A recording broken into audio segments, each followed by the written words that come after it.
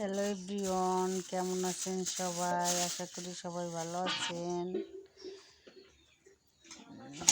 বাজার থেকে সকাল সকালে ইলিশ মাছ নিয়ে আসলো। সেই মাছগুলা অনেক সুন্দর করে কেটে পরিষ্কার করে নিলাম। পরিষ্কার করে সুন্দর করে মাছের চোচাগুলো হাত দিয়েই পরিষ্কার করে নিলাম। তারপর কেটে নিলাম। কেটে নেওয়ার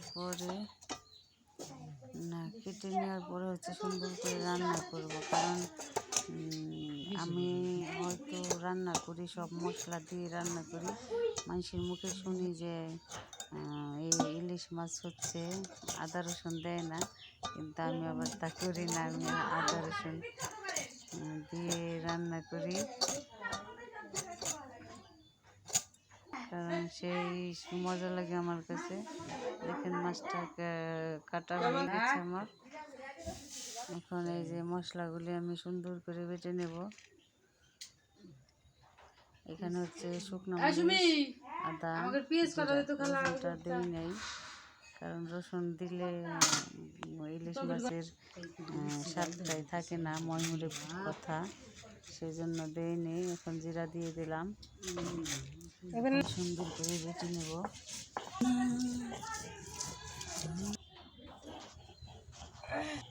আমার মেয়ে হচ্ছে ইলিশ মাছ খাবে, আসলে সুন্দর করে মাছগুলি রান্না করব। কারণ অনেক দিন হলো ইলিশ মাছ খাই না। মাছটা মনে হয় স্বাদের হবে, কিন্তু ইলিশ মাছ পছন্দ করে খাওয়াই না, কারণ টাকা নাই অবস্থায়। প্রথমে আমি যে আলুগুলো সুন্দর করে ভেজে নেব, লাল লাল করে ভেজে নেব। আলুগুলো ভেজে নিলে তরকারিটা অনেক মজা হয়, অনেক ভালো লাগে।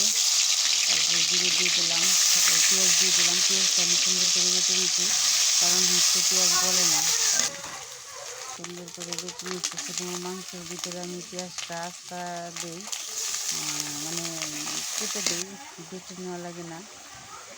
এখন মশলাটা সুন্দর করে কষিয়ে এই সব কিছু দিয়ে দেবো। তরকারি দিচ্ছি হচ্ছে ঝুল পটল আর হচ্ছে আলুটা ভেজে নিয়েছি, আর এগুলো ভেজে নেই সুন্দর করে কষিয়ে নেব।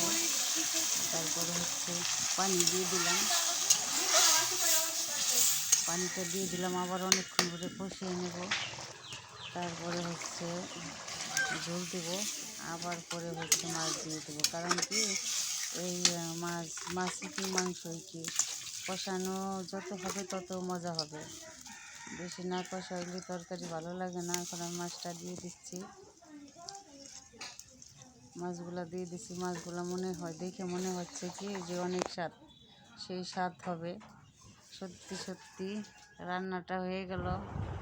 এখন আমার মেয়ের খাবার দিচ্ছি, মেয়ে খাচ্ছে, বলতেছে আম্মু কেমন হয়েছে আম্মু? আগে পানি খাও না, আগে পানি খাও। অনেক স্বাদ, অনেক মজা হয়েছে। পেট ভরে পানি খাও, বাসি পেটে পানি খাওয়া লাগে।